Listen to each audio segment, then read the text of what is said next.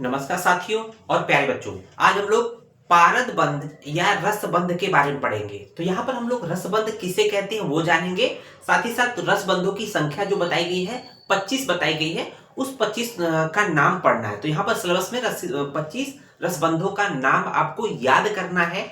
तो इसका हम लोग ट्रिक बताएंगे और इसके ट्रिक और निमोनिक्स बताएंगे कि 25 नामों को आप कैसे बिल्कुल शार्ट बिल्कुल कम समय में याद कर सकते हैं। तो आइए देखते हैं सबसे पहले बंध किसे कहते हैं या पारद बंध क्या है। तो जैसा कि जानते हैं जो पारद होता है वो बहुत ही चंचल होता है। आप पारद को जैसे अगर देखेंगे, पारद को अगर पकड़ना चाहे तो बिल्कुल पकड़ नहीं सकते हैं। अर्थात पारद का जो गुण होता है चंचल होता है और दुर्ग्रहत होता है।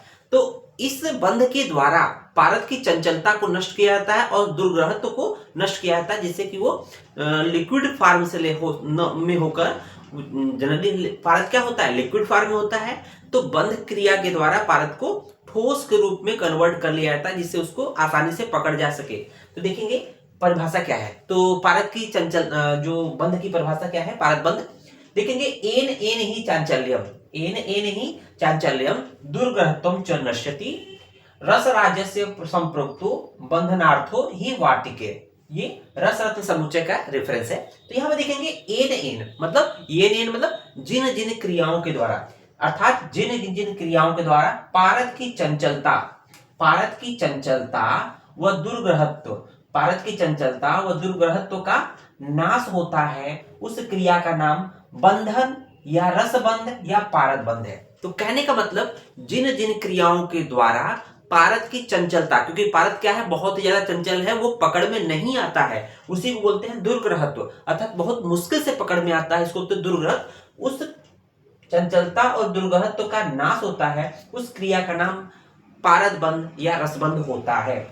अब यहां देखेंगे पारद बद्ध होने पर मीन्स पारद का जब बंधन कर देते हैं, रस का बंधन कर देते हैं, तो अपना द्रव रूप छोड़ देता है, तो वो लिक्विड नेचर खत्म हो जाता है तथा कठिन खंड या चूड़ रूप में परिवर्तित हो जाता है। तो कहने का मतलब जब पारद का बंधन कर देते हैं कुछ क्रिया करके, तो पारद का जो लिक्विड नेचर होता है वो समाप्त होकर वो सॉलिड या चूड़ के रूप में, पाउडर के रूप में आ जाता है। उसको देखेंगे ऐसी स्थिति में, अर्थात पारद बद्ध होने पर पारद की चंचलता खत्म हो जाती है और आसानी से पकड़ में आ जाता है। तो उम्मीद है ये तो समझ में आ गया कि पारद का बंध क्या होता है, ये समझ में आ गया।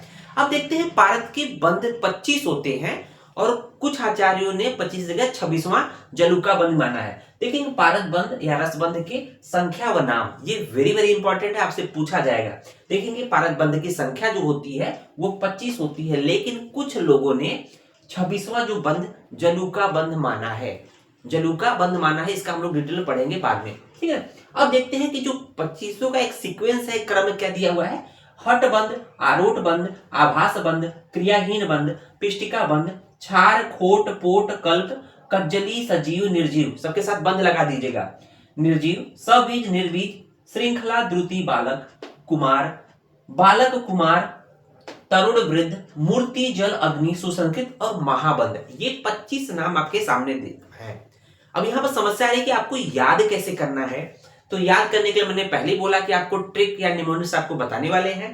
तो यहाँ पर जो एक सीक्वेंस हम लोगों ने दिया है, देखेंगे यहां से लेकर यहां तक का पहली लाइन का ये ट्रिक है, और 8वां से लेकर 16वें तक का दूसरी लाइन में ये आपका ट्रिक दिया हुआ है, और फिर देखेंगे 17 से लेकर 25 तक तीसरी लाइन में ट्रिक दिया हुआ है, निमोनिक्स दिया हुआ है।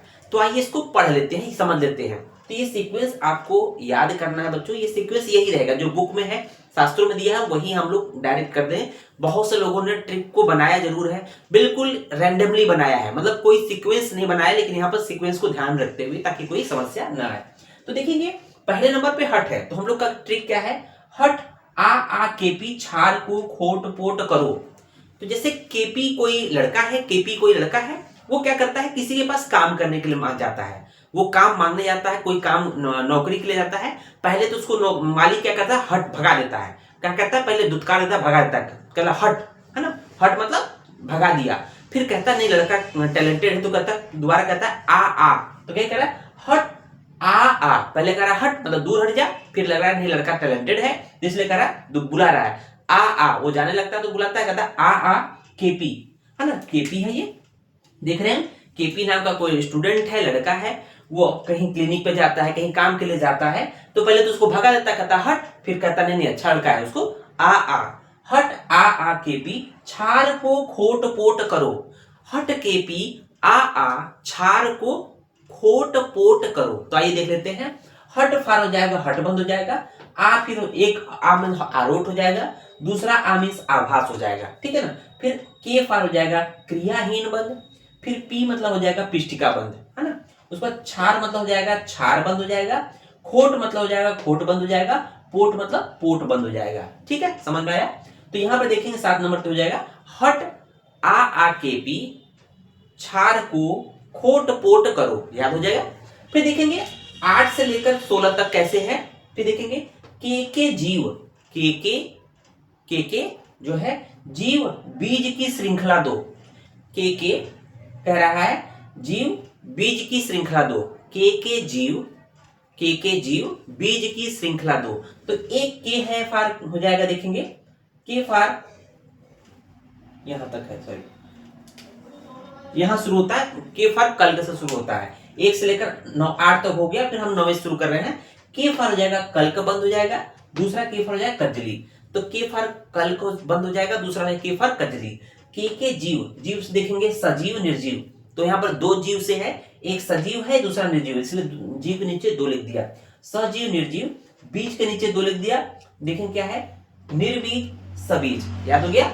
उसको देंगे बीज की श्रृंखला दो, तो श्रृंखला मतलब हो जाएगा श्रृंखला बंद हो जाएगा, 2 का मतलब हो जाएगा द्रुति, 2 का मतलब क्या हो जाएगा द्रुति हो जाएगा। के जीव बीज की श्रृंखला दो, के फार हो जाएगा कल्क बंद, एक के फार हो जाएगा कचली बंद, के जीव है ना, जी फार हो जाएगा सजीव बंद, एक हो जाएगा निर्जीव बंद। उसके बाद बीज हो जाएगा निर्बीज और दूसरा हो जाएगा सबीज की श्रृंखला दो फार हो जाएगा द्रुति बंद, तो याद हो जाएगा।